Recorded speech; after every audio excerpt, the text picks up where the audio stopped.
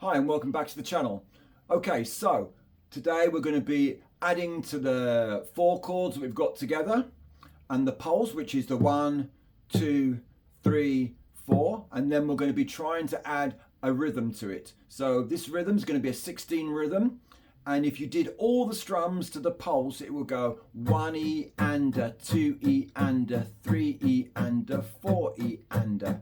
And 16s are generally on slower rhythms, and 8 strums are on faster rhythms. So an 8 strum would be 1 and 2 and 3 and 4 and there is a distinct difference between an 8 strum and 16. However, today we're going to be focusing on the 16 strum to go with Wonderwall, to go with these 4 chords we've done in previous parts. Okay, so we've got this E minor 7 to G to D sus4 to A7 sus4. Okay, so what we're going to try and do is add this rhythm in. So down, up, down, down. Again, down, up, down, down. I can slide it right down, down, up, down, down. And if you put that in the pulse, 1E and 2, gap, 3E and 4. Again, 1E and 2, gap, 3E and 4.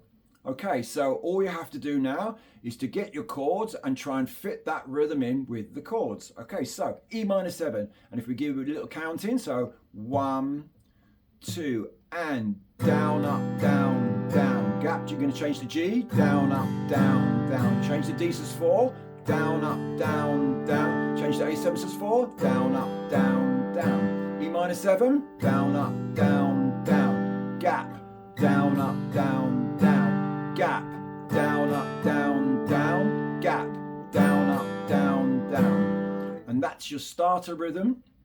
It gives you time to think about the movement between the chords. So I've deliberately given you that rhythm rather than the actual rhythm that's done on Wonderwall, which is a little bit more sophisticated and can be learned at a later date. Anyway, hope that helps. Bye.